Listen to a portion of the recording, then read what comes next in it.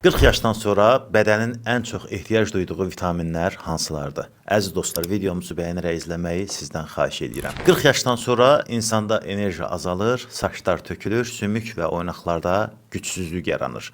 Bədən bu zaman hansı vitaminlərə ehtiyac duyur? Bax, indi onları deyəcəm. Əsasən, birinci olaraq kalsium və D vitaminidir. Bu iki vitamin sümük və əzələ sistemi üçün ən vacib dəstəklərdən biridir. İkinci B qrupu vitaminləridir. Sinir sistemi və enerji artımı üçün çox vacibdir.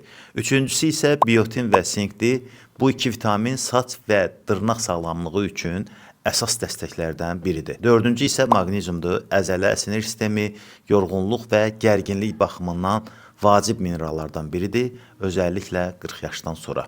Əgər bu vacib vitamin və mineralların bir arada olduğu məhsul axtarırsınızsa, Vitagrant A-dan Z-yə vitamin və mineral kompleksini sizə tövsiyə edə bilərəm.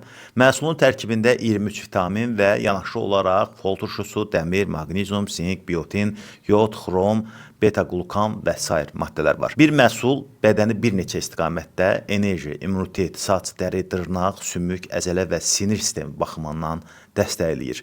Bildirim ki, Vitagrant A-dan Z-yə vitamin və mineral kompleksidir, dərman deyil, qida əlavəsidir. Məhsulu bütün apteklərdən, həmçinin bir market mobil tətbiqindən əldə edə bilərsiniz. İzlədiyiniz üçün təşəkkürlər.